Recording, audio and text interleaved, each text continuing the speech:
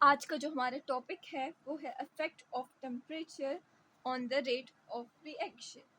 सो इसको मैं आपको समझाने के लिए एक छोटी सी एग्जांपल देती हूँ। सबसे पहले तो टेम्परेचर पर जाते हैं ना, ठीक है। समझो आपके पास एक बैलून है, राइट। आप उस बैलून को अगर चूल्हे के करीब लेकर जाते हो तो वो फट जाएगा। क्यों? क्योंकि उसके अंदर जो गैस के मॉलिक्यूल्स हैं उनके पास ज़्यादा एनर्जी आ जाएगी, उनकी काइनेटिक एनर्जी बढ़ जाएगी, तो वो एक दूसरे से दूर दूर जाने लगेंगे, कोलिजन्स करने लगेंगे, टकराने लगेंगे, और जब उनके पास ज़्यादा एरिया नहीं होगा तो वो फट जाएंगे। ठीक इसी तरह उनकी जो स्पीड होगी वो तेज़ हो जाएगी, ज़्यादा उनकी वेलोसिटी होगी ना, इसलिए तो वो ज़्यादा तेज़ी से भागने लगे। पहले वो कम वेलोसिटी से थे या कुछ रेस्ट पर थे, जब उनको एनर्जी मिली, ज़्यादा काइनेटिक एनर्जी मिली, टेम्परेचर मिला, तो उनकी वेलोसिटी ज़्यादा हो गई, वो ज़्यादा टकराने लगे, इस वजह से बैलून फट गया। इसी चीज़ को हमने मद्देनज़र रखते हुए आज का टॉपिक समझना है। तो क्या कहते हैं कि जो रेट ऑफ रिएक्शन है वो टेम्परेचर के साथ इंक्रीज होता है, कि अगर हम लोग टेम्परेचर इंक्रीज करेंगे तो रेट ऑफ रिएक्शन भी इंक्रीज करेगा। तो क्या कह रहे हैं कि जो रेट ऑफ रिएक्शन है वो इंक्रीज करेगा टेम्परेचर के इंक्रीज करने से। चलो रेट ऑफ रिएक्शन की कहानी देखते हैं ज़रा। हमने किया टेम्परेचर इंक्रीज तो रेट ऑफ रिएक्शन इंक्रीज होगा। अच्छा, तो टेम्परेचर इंक्रीज करने से क्या होता है? अभी मैंने बताया बैलून में क्या एनर्जी आ जाती है, काइनेटिक एनर्जी। बैलून में, जबकि हम किसी और सिस्टम की बात कर सकते हैं, हम रिएक्शन की बात करें एक्चुअली। तो जो रिएक्शन है, जब हम टेम्परेचर इंक्रीज करेंगे रिएक्शन इंक्रीज होता है, ये बात हमें चल गई पता। अब हम देखते हैं कैसे ऐसे होता है, ठीक है।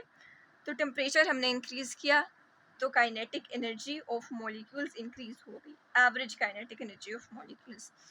अब आपने कहीं फिजिक्स में डेफिनेशन पढ़ी होगी, temperature is average kinetic energy of the molecules, right. तो ये वही चीज़ है, तो काइनेटिक एनर्जी बढ़ जाती है इस वजह से। अब काइनेटिक एनर्जी बढ़ी थी तो क्या हुआ था बैलून में, मॉलिक्यूल्स दूर दूर भागने लगे थे और उनकी स्पीड यानी वेलोसिटी बढ़ गई थी। तो एवरेज काइनेटिक एनर्जी इंक्रीज हुई तो मॉलिक्यूल्स की जो एवरेज वेलोसिटी है वो भी होने लगेगी इंक्रीज। तो जब बैलून में जो मॉलिक्यूल्स थे गैस के वो दूर दूर भागने लगे तो आपस में टकराने लगे, ठीक है ना। तो वो जब आपस में टकराए तो इसको क्या बोलते हैं हम इंग्लिश में, कोलिजन। टकराने को कोलिजन बोलते हैं। तो जब वेलोसिटी इंक्रीज होगी तो कोलिजन इंक्रीज होगी, वो ज़्यादा टकराएंगे आपस में भी, और जो बैलून के वॉल्स होंगे उनके साथ भी, ठीक है ना। बस इस कंसेप्ट को साथ लेना है। रिएक्शन थोड़ा सा डिफरेंट वे में होता है केमिस्ट्री में, लेकिन इसी तरह सारा कंसेप्ट यही होता है। लेकिन कोलिजन कौन सी, यहाँ पे मसला पड़ता है। हमारे पास दो टाइप्स की कोलिजन होती है, एक नॉर्मल जो है बस कोलिजन हो जाती है, आपस में बस टकरा लिया ज़रा सा, और एक होती है इफेक्टिव कोलिजन जो काम की बात होती है हमारे पास। अब जो नॉर्मल कोलिजन होती है उसमें हमारे पास कोई फ़र्क नहीं पड़ता, ना कोई रिएक्शन होता है, लेकिन जो इफेक्टिव कोलिजन है उससे रिएक्शन होता है, और जब इफेक्टिव कोलिजन ज़्यादा होगी तो हमारा रेट ऑफ रिएक्शन भी ज़्यादा होगा, ठीक है। तो हमें क्या चाहिए, सिर्फ कोलिजन नहीं चाहिए, हमें चाहिए इफेक्टिव कोलिजन। इफेक्टिव कोलिजन,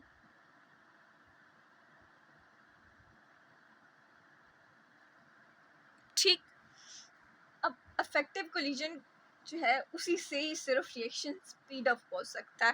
लेकिन अब इफेक्टिव कोलिजन हमें क्या पता इससे क्या होती है, कैसे होती है, हमें क्या पता। दूसरी कोलिजन और इस कोलिजन का हमें तो कुछ नहीं पता कैसे होती हैं। तो इस कोलिजन का मैं आपको बताती हूँ। इस कोलिजन के होने के लिए हमारे पास दो शर्तें हैं, दो कंडीशंस हैं, ठीक है। इसकी कंडीशंस एक ही है कि जो मॉलिक्यूल्स आपस में कोलाइड कर रहे हैं उनके पास इनफ जो है एक्टिवेशन एनर्जी। एक्टिवेशन एनर्जी एक पॉइंट होता है जब वो एक्टिव हो जाता है मॉलिक्यूल, तो तभी रिएक्शन होता है उसकी आगे। तो वो हमें एक्टिवेशन एनर्जी चाहिए, और साथ जो मॉलिक्यूल्स हैं वो सही से ओरिएंटेड हो। ओरिएंटेशन उनकी मतलब तरतीब होती है कि वो किस तरह अरेंज हुए हुए हैं, उनकी किस तरह ओरिएंटेशन। अब देखें कोलिजन हो रही है ना, अब मॉलिक्यूल्स की ख़ास टाइप की ओरिएंटेशन होती है, उसमें हम ज़्यादा डीप तो नहीं जाएंगे, मगर ज़रा सा समझाती हूँ आपको। समझो ये हमारे पास बहुत सारे मॉलिक्यूल्स इस तरह पड़े हुए हैं। अब इनकी भी आपस में मर्जी होती है कि कोई मेरे पास किस डायरेक्शन से आएगा, किस तरह से आएगा, तो मैं तब इफेक्टिव कोलिजन करूँगा, वरना नॉर्मल कोलिजन होगी। ये बहुत इंपॉर्टेंट चीज़ है ओरिएंटेशन। तो अब यहाँ पे देखो ओरिएंटेशन,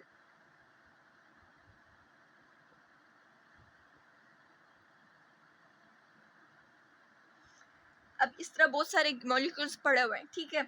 अब इनको मिला टेम्परेचर, टेम्परेचर ज़्यादा हुआ, एवरेज काइनेटिक एनर्जी ज़्यादा हुई, इनकी वेलोसिटी मिली। वेलोसिटी मिलेगी तो ये फ़ौरन आपस में टकराने लगेंगे। अब ये आया, ये जो है ना बंदा, ये आता है इधर से आकर हेलो जी कैसे हो, कहेगा जाओ वापस, कोई कोलिजन नहीं, कोई फ़र्क नहीं पड़ता, कोई रिएक्शन नहीं होता, ये यहीं पे रहेगा, कुछ इधर उधर मूव भी नहीं करेगा, ठीक है। लेकिन अगर ये इस तरह करके बिल्कुल सीधा आता है, इसके पास टकराता है, तो ये एक ओरिएंटेशन है, इसके उसूल है। कोई बंदा मेरे पास किस तरह आकर मिलेगा, जो मेरे उसूलों पर पूरा उतरेगा, सिर्फ मैं उसी के साथ दोस्ती करूँगा, वही बस मेरे ग्रुप में होगा, और ये वो इस तरह चीज़ें शर्तें होती हैं इनके आपस में सारे मॉलिक्यूल्स की। तो इसकी एक ओरिएंटेशन से कि किस तरह से अरेंज है, किस तरह से आपस में टकराते हैं, वो मैटर करता है। तो ये इनकी आपस में कोई अरेंजमेंट और तरतीब होती है, लेकिन इस पर हम ज़्यादा डीप नहीं जाएंगे, सो बस ठीक है। और दूसरी चीज़ जो मैंने भी आपको बताई थी वो क्या थी, जल्दी से रिकॉल करें। बिल्कुल, एक्टिवेशन एनर्जी। एक्टिवेशन एनर्जी को हम अक्सर ऐसे भी शो करते हैं, इस एक्टिवेशन इस एनर्जी, यहाँ पे हम इसको अलग तरीके से शो करें, ये इस तरह भी शो कर सकते हैं। Molecules have activation energy, activation energy होगी, एक्टिवेशन एनर्जी होगी तो तभी तो आगे रिएक्शन कर सकेगा।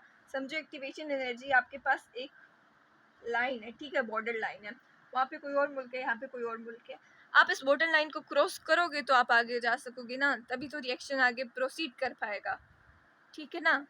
तो जब आपका एक्टिवेशन ही नहीं होगी, सबसे इम्पोर्टेंट चीज़ है जो उसको एक्टिवेट करती है जाने की आगे बढ़ने के लिए, जैसे बायो में भी हमारे पास होते हैं कि इंजाइम्स जो होते हैं हमारी एक्टिवेशन एनर्जी लो कर देते हैं।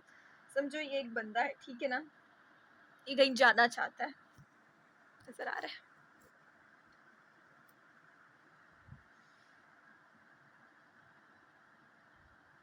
लेकिन जो बॉर्डर लाइन है ना वो बहुत दूर है, तो उसको ज़्यादा जाना पड़ेगा, ज़्यादा फासला तय करना पड़ेगा, समझो ज़्यादा डिस्टेंस तय करना पड़ेगा उसको, तो उसको ज़्यादा टाइम लग जाएगा, ठीक है ना।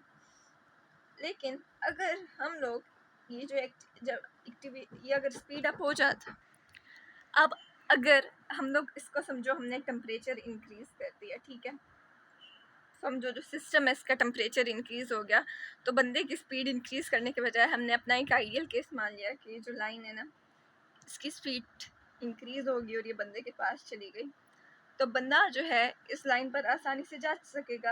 अब जो टेम्परेचर होता है जब हम उसको इंक्रीज करते हैं तो मॉलिक्यूल्स के उसको हीट प्रोवाइड करते हैं, तो उसकी एक्टिवेशन एनर्जी कम हो जाती है, लेकिन इसी तरह के इस बंदे की एक्टिवेशन एनर्जी ज़्यादा हो जाती है। अब ये बॉर्डर लाइन इसके पास नहीं आती, ये अपनी जगह पे रहती है, ये बंदा स्पीड अप हो जाता है, स्पीड अप होने की वजह से इसको ये डिस्टेंस जल्दी तय हो जाता है और टाइम कम लग जाता है, ठीक है। अब हर बंदे के पास सेम एनर्जी नहीं होती, हर कोई डिफरेंट होता है। इसी तरह जब हमने एक सिस्टम को हीट प्रोवाइड की तो उसमें जो कुछ मॉलिक्यूल्स हैं कुछ के पास बहुत कम जो है काइनेटिक एनर्जी होगी, कुछ के पास ज़्यादा एनर्जी होगी, मतलब मीडियम होगी, कुछ के पास बहुत ज़्यादा एनर्जी होगी। अब हर किसी के पास डिफरेंट एक्टिवेशन एनर्जी होगी। इसके पास इसमें बहुत गट्स है, ये जो है बॉर्डर लाइन बहुत आसानी से क्रॉस कर सकता है, इसके पास ये बहुत ज़्यादा पावरफुल है, बहुत ज़्यादा खाना खा कर है, समझो, ठीक है। अब इसके पास दूसरा बंदा है, उसको ज़्यादा मतलब किसी ने टेम्परेचर नहीं दिया, ना खाना दिया है, सुकड़ा सा है बस बेचारा, इसके पास कुछ भी नहीं है, ठीक है, तो इसके पास ज़्यादा एनर्जी नहीं है हमारे पास, ठीक है। अब ये इतना जल्दी नहीं जा सकेगा, इसके पास कम एक्टिवेशन एनर्जी है, इसके पास मीडियम है, समझ लो। अब एक और बंदा है बहुत ज़्यादा पावरफुल है, उसके मसल्स भी हैं और वो रोज़ रनिंग करता है, तो उसके पास ज़्यादा पावर होगी, उसके पास ज़्यादा एक्टिवेशन एनर्जी होगी, तो उसकी एक्टिवेशन एनर्जी हम कहेंगे कि एवरेज काइनेटिक एनर्जी से ज़्यादा एक्टिवेशन एनर्जी होगी उसके पास ज़्यादा एनर्जी होगी सेम टेम्परेचर पर। ठीक है, एक ही टेम्परेचर हमने दिया है लेकिन उस पर इस बंदे की कम है, इस मॉलिक्यूल की, इसकी मीडियम है और इसकी एवरेज काइनेटिक एनर्जी से ज़्यादा। ठीक है, तो हमारे पास डिफरेंट टाइप के मॉलिक्यूल्स होते हैं। तो कुछ मॉलिक्यूल्स की यहाँ पे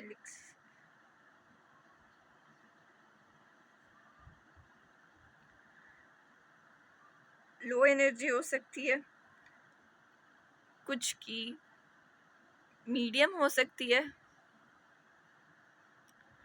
और कुछ की जो एवरेज काइनेटिक एनर्जी है उससे भी ज़्यादा हाई हो सकती है। ठीक, higher than average kinetic energy कुछ मॉलिक्यूल्स की ज़्यादा हो सकती है। अब एक गिवन टेम्परेचर पर, टेम्परेचर हमने कांस्टेंट रखा है, टेम्परेचर को हम ज़्यादा नहीं बढ़ा रहे, हमने मतलब इतना बढ़ा दिया जितनी ये इंक्रीज़ होगी इतना सब कुछ हो गया। एक ही टेम्परेचर पर जो मॉलिक्यूल्स होंगे जिनके पास kinetic energy at least equal to activation energy, अब उस मॉलिक्यूल की शर्त है कि इतना उसको इतने तक पावर दोगे तो तभी काम आगे करेगा। ठीक है ना, तो उतने तक अगर जो हमने काइनेटिक एनर्जी प्रोवाइड की है वो अगर उसकी एक्टिवेशन एनर्जी उसके स्टैंडर्ड्स तक मैच करती है तो तभी तो रिएक्शन आगे जाएगा, तभी तो रिएक्शन प्रोसीड करेगा, तभी तो रिएक्शन स्पीड अप होगा। तो इस वजह से अगर वो उसके स्टैंडर्ड्स तक पहुंच सकती है काइनेटिक एनर्जी तो तभी हमारे पास इंक्रीज होगा। तो जो नंबर ऑफ मॉलिक्यूल्स, रुके पहले मैं यहाँ पे एक ग्राफ बनाकर आपको दिखाती हूँ, उससे अच्छे से समझ आएगा। चलिए तो मैं आपको ग्राफ बना के दिखाती हूँ वो वाला जो मैं कह रही थी।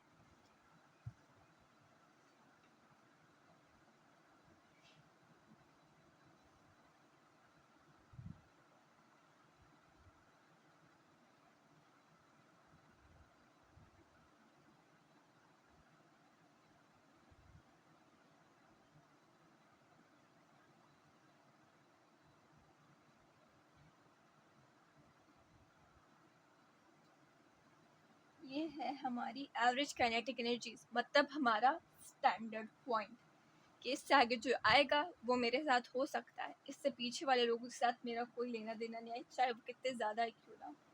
ठीक है, ये है energy and number of molecules. ये हमारे पास काइनेटिक एनर्जी है जो हम मॉलिक्यूल्स को प्रोवाइड कर रहे हैं, और ये हमारे पास इतने ज़्यादा मॉलिक्यूल्स हैं और ये हम वो एनर्जी है जो उनको प्रोवाइड कर रहे हैं। ठीक है, अब ये हमारे पास स्टैंडर्ड एक चीज़ है, जो एक हमारे पास स्टैंडर्ड लाइन है जो है हमारी एक्टिवेशन एनर्जी।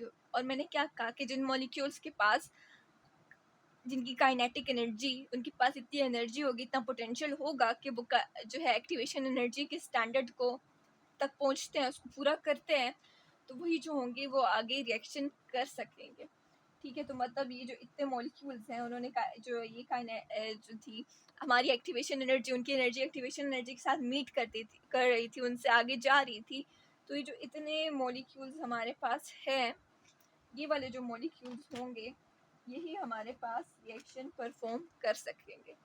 क्या कहा मैंने, ये रिएक्शन परफॉर्म कर सकेंगे क्योंकि ये स्टैंडर्ड तक पहुंच चुके हैं, तो ये जो है हमारे पास रिएक्शन परफॉर्म होगा। यस, अभी जो पीछे इतने ज़्यादा बच गए, इनके पास इतनी एनर्जी नहीं है, इनके पास तो इनके पास उतनी एनर्जी नहीं है, तो ये हमारे पास रिएक्शन नहीं करेंगे। तो ये जो सारा हमारे पास है, ये जो सारा हमारे पास ये बना हुआ है, they don't have required activation energy, so they are unable to react, right?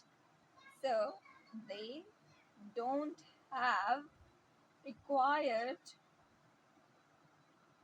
activation energy, so they are unable to react. Fine, ठीक हो गया, इतनी बात आपको समझ आ गई।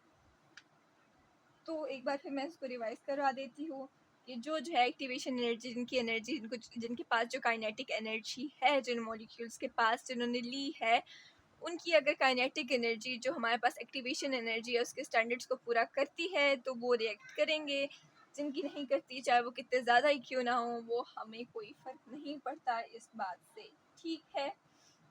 सो हम लिख सकते हैं यहाँ पर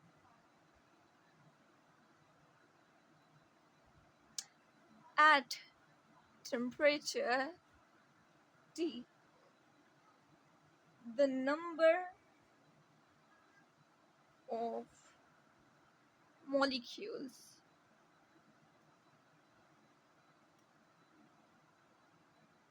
with kinetic energy at least equal to activation energy। अब ये मॉलिक्यूल्स हमारे इस ग्राफ में कहाँ पर नज़र आ रहा है, ये वाला पार्ट ना जहाँ पे रिएक्शन हमारे पास एक्चुअल में परफॉर्म हो रहा है।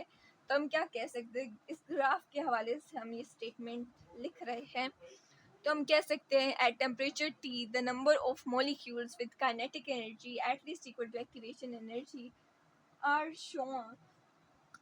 Shown by the shaded area under the graph. जब हम ये ग्राफ बनाएंगे तो हम इसके साथ ये ज़रूर लिखेंगे are shown by the shaded area under the graph। Fine. अब ये जो हमने ग्राफ बनाया है, ये जो हमने एक कर्व सा बनाया है, जो कर्व्ड है ना हमारे पास, ये जो कर्व है इसका एक स्पेशल नाम होता है, इसको बोलते हैं बोल्ट्जमैन एनर्जी डिस्ट्रीब्यूशन कर्व। तो ये जो नंबर ऑफ मॉलिक्यूल्स है जिनकी काइनेटिक एनर्जी एक्टिवेशन एनर्जी के इक्वल है, जो शेडेड एरिया से नज़र आ रहे हैं बोल्ट्जमैन डिस्ट्रीब्यूशन कर्व में, ये रिएक्शन परफॉर्म कर सकेंगे। बार बार रिपीट कर रही हूँ, ओके। सो ये हमें क्या शो कर, ये जो हमारे पास नाम है उस बंदे का, ये हमारे सर पे ला दिया, इसका नाम है Maxwell Boltzmann man man man मन तो ये बंदा है, ठीक है। ये इसने ग्राफ पहली बार बनाया था। इसने कहा था कि जी ठीक है, जब हम लोग टेम्परेचर इंक्रीज़ करेंगे काइनेटिक एनर्जी इंक्रीज़ होगी, एवरेज फिर वेलोसिटी इंक्रीज़ होगी, इफेक्टिव कोलिजन होगी, रिएक्शन तेज हो जाएगा, ब्ला ब्ला ब्ला, ठीक हो गया। अब ये हमें क्या बताता है, ये जो हमारे पास एनर्जी डिस्ट्रीब्यूशन कर्व है बोल्ट्जमैन का, ये हमें बताता है कि जो अवेलेबल एनर्जी है, अब टेम्परेचर तो सबको मिला, जो काइनेटिक एनर्जी तो उसने दी, तो अब ये जो हमें एक अवेलेबल काइनेटिक एनर्जी मिली है, हमारे पास जो अवेलेबल एनर्जी है ये कैसे डिस्ट्रीब्यूट होती है मॉलिक्यूल्स में, और किसके मॉलिक्यूल्स में, सॉलिड लिक्विड गैस, किसके किसके किसके गैस के मॉलिक्यूल में। याद रखना है इस बात को, गैस के मॉलिक्यूल्स की बात करता है बोल्ट्जमैन डिस्ट्रीब्यूशन कर्व की डिस्ट्रीब्यूशन। अब नाम से पता चल रहा है मैक्सवेल बोल्ट्जमैन एनर्जी डिस्ट्रीब्यूशन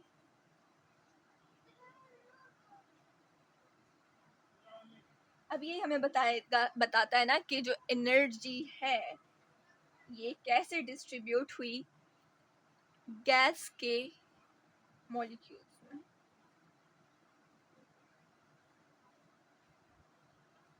बहुत आसान सी कहानी सी, सिंपल सी, बस थोड़ा कॉम्प्लिकेटेड करके बुक में लिखा गया है, कोई ऐसी बात नहीं है, आसान सी बात है कि अवेलेबल एनर्जी है ये कैसे डिस्ट्रीब्यूट होगी। हर एक को तो ज़्यादा नहीं मिलेगी, जिनके पास, अब समझो एक चीज़ है हमारे पास और समझो वो लाख रुपए की आती है, ठीक है।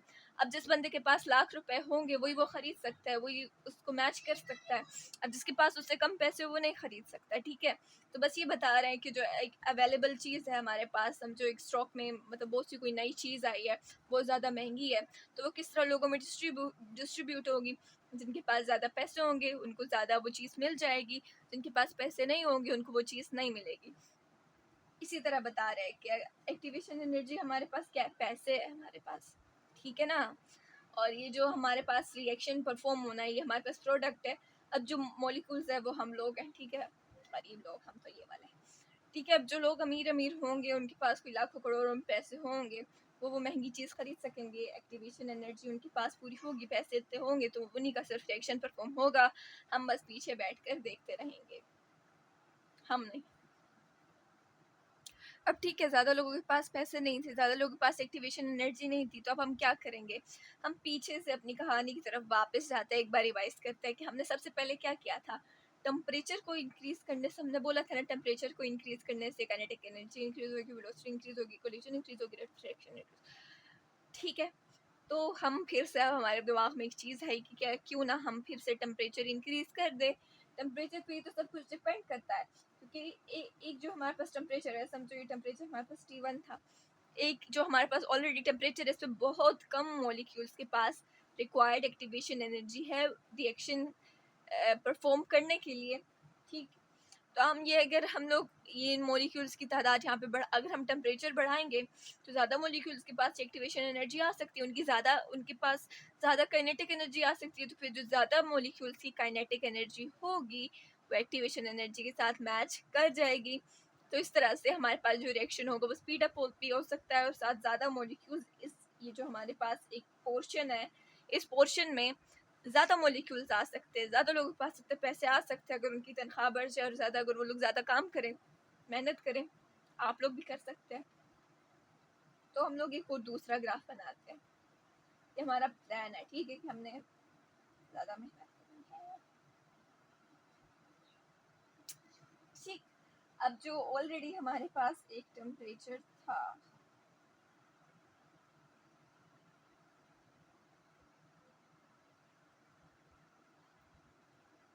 इस टेम्परेचर पे हमारे पास ये जो इतने से मॉलिक्यूल्स हैं, इनके पास थी रिक्वायर्ड एक्टिवेशन एनर्जी।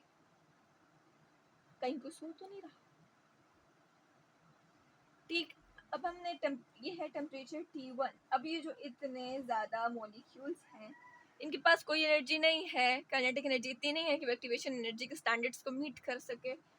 तो अब हम लोगों ने कर दिया टेम्परेचर इंक्रीज। अब ये जो हमारा कर्व है, ये थोड़ा इस साइड पे चला जाएगा, ये लाइन वहाँ पे बुक पे भी शायद लिखी हो, इट शिफ्ट्स टूवर्ड्स राइट। अब जो T2 है, इस पे हमारा जो हमारे पास कर्व है, ये थोड़ा इस साइड पे शिफ्ट कर जाएगा। अब इसने इस साइड पे शिफ्ट किया, तो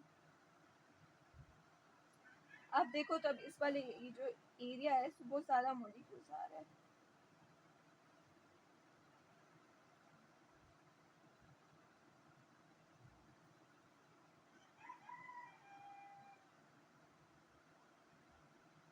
अब ज़्यादा मॉलिक्यूल्स के पास एक्टिवेशन एनर्जी आ गई इस तरह, तो अब ज़्यादा लोग वो चीज़ खरीद सकते हैं, उनके पास ज़्यादा लोगों के पास अब वो पैसे आ गए, ज़्यादा मॉलिक्यूल्स के पास ज़्यादा एनर्जी आ गई।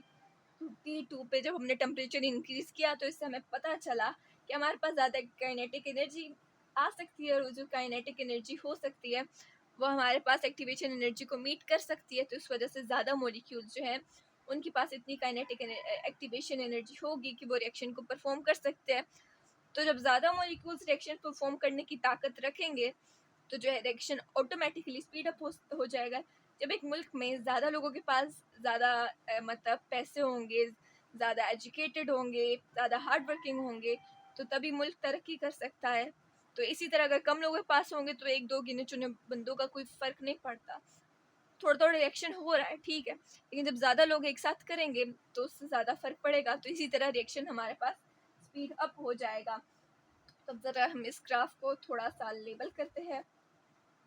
तो ये है कोलिजन एनर्जी, इधर हम लोग लिखते हैं, हम नहीं, बोल्ट्जमैन ने लिखा,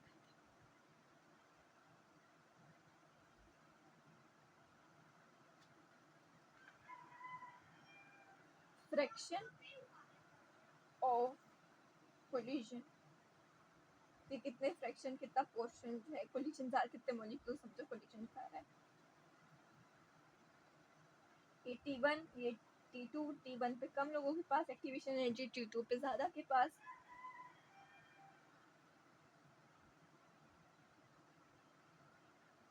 अब जो T1 था, आपने बोला ये राइट पे शिफ्ट कर जाता है, तो ये राइट पे शिफ्ट कर गया।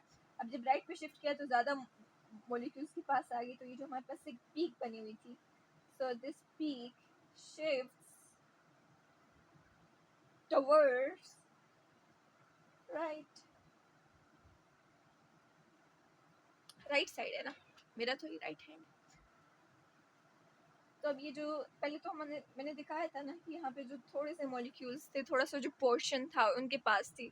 अब यहाँ पे ज़्यादा पोर्शन के पास एक्टिवेशन एनर्जी आ गई, इनफ एनर्जी आ गई, बल्कि एक्टिवेशन एनर्जी के तो स्टैंडर्ड्स को वो पहुँचे, उनके पास इनफ काइनेटिक एनर्जी आ गई है, इनफ एनर्जी आ गई है कि वो एक्टिवेशन एनर्जी तक पहुँच गए, फिर रिएक्शन इसी वजह से स्पीड अप हुआ है।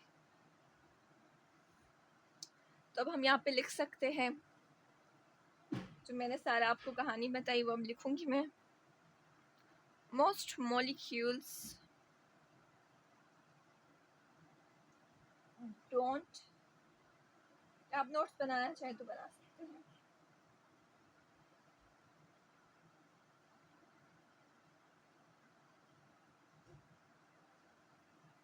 अच्छा होता है कि आप लोग अपने नोट्स बनाया करें, मतलब खुद से एक चीज़ आपको जब समझ आ जाए ना, तो जो आपको समझ आए वो खुद से लिख लिया करें, फिर देख लिया करें, चेक कर लिया करें। अच्छा चैट जीपीटी को दे दिया करें कि मैंने सही लिखा है, ये बात सही है, तो आपको थोड़ी गलतियाँ जो होंगी बीच में बता देगा। तो अगर आप ये भी लिखना चाहें तो लिख सकते हैं, बहुत अच्छी बात होगी अगर खुद के बनाए तो। So most molecules don't have required activation energy at low temperature T1. ठीक, only few of the molecules के जो हमारे पास कुछ molecules थे, they have required activation energy and they are able to react. Right? ये मैं लाइन लिख नहीं रही, आप लोग खुद लिख लीजिए। तो हम क्या करते हैं, फिर हमने क्या खेल खेला, तो हमने किया टेम्परेचर को increase. So as temperature increases, इससे क्या हुआ, जो हमारे पास मॉलिक्यूल्स की एनर्जी थी वो इंक्रीज होगी। किसकी एनर्जी? मॉलिक्यूल्स की एनर्जी। जो मॉलिक्यूल्स की एनर्जी थी वो इंक्रीज हो गई। मॉलिक्यूल्स की एनर्जी जब हमारे पास इंक्रीज होगी, तो जो प्रोपोर्शन ऑफ मॉलिक्यूल्स, जो पोर्शन ऑफ मॉलिक्यूल्स है with required activation energy increases, तो हम लिख सकते हैं यहाँ पर proportion of molecules with required activation energy increases। ये छोटा होता है, याद रखना, ये बात नीचे होता है, कैपिटल में होता है मगर थोड़ा छोटा होता है, इसके बिल्कुल साथ नहीं होता। लेकिन अगर आप दोनों लेटर्स बड़े लिखने चाहते हैं तो आप ए पहले लिखेंगे और ये बात करेंगे। एक्टिवेशन एनर्जी, इसको हम ज़्यादा इस तरह पढ़ते हैं, energy of activation, right, increases. तो अभी जो पोर्शन ऑफ मॉलिक्यूल्स था जिनके पास वो स्टैंडर्ड मैच कर सकते हैं, वो इंक्रीज हो गया। तो इससे क्या होगा, फाइनली हमारे पास असल बात क्या होगी, हमारा मुल्क तरक्की करेगा, रिएक्शन रेट इंक्रीज होगा, राइट। तो ये हमारे पास जो चीज़ थी, जो हमें क्या चाहिए था, हमें तो रिएक्शन रेट इंक्रीज करना था। हमारे टॉपिक का नाम है affect of temperature on rate of reaction. तो ये जो टेम्परेचर की सारी कहानी थी इसी वजह से थी। अब एक छोटी सी बात बुक में लिखी हुई है, वो याद करने वाली चीज़ है कि the rate of reaction increases 2 to 3 times with 10K rise in temperature generally। ठीक है, हमारे पास अगर हम लोग मतलब 10 केल्विन राइज इन टेम्परेचर करते हैं, तो 2 to 3 टाइम्स जो हमारे पास रिएक्शन है वो इंक्रीज कर, उसका रेट इंक्रीज कर जाएगा। अब जो हमारे पास ये थे, क्या नाम है इनका, मैक्सवेल बोल्ट्जमैन, इनकी इस बात से हमें पता चला कि जो इफेक्ट रेट ऑफ रिएक्शन है वो टेम्परेचर इंक्रीज होता है। तो एक हमारे पास एक और चीज़ छोटी सी आती है इसी टॉपिक में, आर्हीनियस इक्वेशन। बस उसका हम इक्वेशन ही सिर्फ पढ़ेंगे कि वो जो आर्हीनियस बंदा था, उसी की मेरे ख्याल से इक्वेशन है, उसी के नाम से।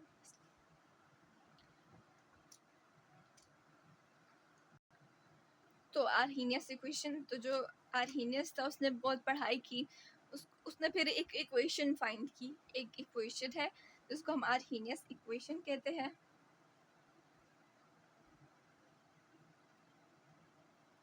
इक्वेशन, उसने एक इक्वेशन ढूंढी जो हमें बता सकती है कि जो टेम्परेचर का इफेक्ट, रिएक्शन पर टेम्परेचर का इफेक्ट बता सकती है। तो ये जो इक्वेशन कुछ ऐसे है, दिखने में थोड़ी सी मुश्किल सी लगती है मगर इतनी मुश्किल नहीं है। K is equal to A E minus E A, sorry छोटा सा था, इसको कैंसिल कर, बाय आर टी। ठीक है, इतनी सी इक्वेशन बस, और कुछ नहीं है इसमें। ठीक, अब ये सब कहाँ से आ गया हमारे पास, इस सब का क्या मतलब होता है? ये जो के है, हर कहीं आपने फिजिक्स में बहुत पढ़ा होगा कि हर कहीं कांस्टेंट होता है। तो ये जो के यहाँ पर है, ये रिएक्शन के रेट का कांस्टेंट है। व्हाट इज के? Rate constant. एक कांस्टेंट आ गया, एक और कांस्टेंट बता, ए से आर्हीनियस, ए से ये, तो ये क्या है? Arrhenius constant. रुको जरा पहले इन सब का बता लूँ, फिर मैं आपको ट्रिक भी बताती हूँ इस इक्वेशन को याद करने की, बहुत आसान है। एक और कांस्टेंट आ गया, सबसे पहले हम सारे कांस्टेंट ही देख लेते हैं। ये हमारे पास गैस कांस्टेंट है आर, ये आपने थर्मोडायनेमिक्स में भी पढ़ा होगा। इसकी वैल्यू होती है 8.314 जूल पर केल्विन मोल। ठीक, नजर आ रहा है? अब ये हमारे पास दो चीज़ें बच गई। ये तो मैंने अभी बताया था, क्या होता है एक्टिवेशन एनर्जी। ये है एक्टिवेशन एनर्जी, एक्टिवेशन एनर्जी। और ये है टेम्परेचर, जिसका इफेक्ट हमने असल में पता करना था। टेम्परेचर, उसको याद करने की छोटी सी ट्रिक है।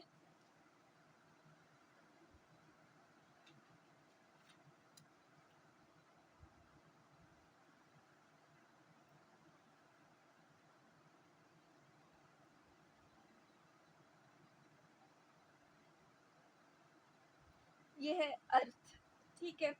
अब आप ये के और ए तो बस खुद से याद कर ही लो। मैंने बस इस तरह याद किया था, मुझे उस वक्त याद नहीं हो रही थी, लेकिन ऊपर वाली चीज़ें भी याद करना आसान है तो आपको पता हो है क्या क्या चीज़। सिर्फ आपने अल्फ़ाबेट्स याद नहीं किए, लेकिन आपको पता हो क्या क्या चीज़ है, इनका क्या इफेक्ट होता है। और अगर न्यूमेरिकल्स हुए तो उनको करने से, बार प्रैक्टिस करने से तो क्वेश्चन याद ही हो जाती है। बस मैंने इसको वैसे ही इस तरह किया था, तो बस ये जो एच है ये आधा टूट कर यहाँ पे आ गया, तो ये इसका यहाँ पे माइनस बन गया। ठीक, तो शुरू शुरू में तो समझ नहीं आई थी ना क्या क्या चीज़ें होती है, तो मैंने इस तरह करके बस याद कर लिया। ठीक, लेकिन आपको अगर वैसे ही समझ आ जाती है तो फिर आपको इसकी कोई ज़रूरत नहीं है, यू आर जीनियस। लेकिन हम इसके क्वेश्चन का हम क्या करें? अब टेम्परेचर किस चीज़ पे अफेक्ट कर रहा? ये क्या है हमारे पास? Rate constant. जब ये हमारे पास रेट कांस्टेंट की इंक्रीज करेगा, टेम्परेचर इंक्रीज करेगा, तो इन रिटर्न जो हमारे पास रेट ऑफ रिएक्शन है वो इंक्रीज हो जाएगा। तो हम क्या करते हैं कि टेम्परेचर को हमने बढ़ा दिया, तो जो रेट कांस्टेंट था ये भी बढ़ गया, क्योंकि ये दोनों आपस में अगर आप देखो ना, ये सारी चीज़ें हटा दो साथ से, so k is directly proportional to T, direct relation आ रहा है ना। तो हम लोग यहाँ पे करते हैं, अगर हम टेम्परेचर इंक्रीज करते हैं तो हमारे पास ये जो रेट कांस्टेंट है ये इंक्रीज करेगा। हम इक्वेशन की ज़्यादा डेप्थ में नहीं जा रहे, वरना आपको सही से ये चीज़ समझ आ जाती कैसे। बस आपको ये छोटी सी बातें याद रखनी है। टेम्परेचर इंक्रीज करने से पहले हमारी बहुत सी चीज़ें इंक्रीज हो रही थी, kinetic energy, velocity, effective collision, rate of reaction.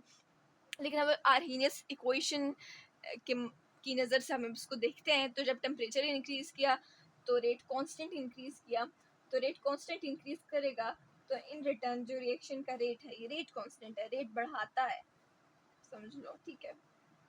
Reaction rate increases, तो हमें चाहिए भी यही था। तो हमने टेम्परेचर इंक्रीज किया, रेट कांस्टेंट इंक्रीज हुआ और रेट ऑफ रिएक्शन इंक्रीज हुआ। तो सारी कहानी किसकी है? टेम्परेचर इंक्रीज करने से। पहली बात जो हमने पढ़ी थी उसमें एक बार रिवाइज कर लेते हैं। टेम्परेचर इंक्रीज किया, एवरेज काइनेटिक एनर्जी इंक्रीज हुई, एवरेज वेलोसिटी इंक्रीज हुई, इफेक्टिव कोलिजन इंक्रीज हुई। इफेक्टिव कोलिजन की दो शर्तें थी हमारे पास, ओरिएंटेशन और एक्टिवेशन एनर्जी तक मतलब पहुंचना चाहिए, स्टैंडर्ड्स तक पहुंचना चाहिए। तो इसी तरह जब हम लोगों ने फिर दूसरा ग्राफ बनाया तो उसमें हमने जब टेम्परेचर को T1 से T2 में किया तो ज़्यादा मॉलिक्यूल्स थे वो एक्टिवेशन एनर्जी के पोर्शन में आ रहे थे, उनके रिएक्शन कर रहे थे, तो रिएक्शन रेट इंक्रीज हो गया था। इसी तरह यहाँ पे भी हमने ये इक्वेशन भी हमें यही बता रही है कि जब हम लोग टेम्परेचर इंक्रीज करेंगे तो रेट कांस्टेंट के इंक्रीज होगा, तो रिएक्शन का रेट इंक्रीज होगा। सारा टेम्परेचर का कमाल है। तो अल्लाह हाफिज़।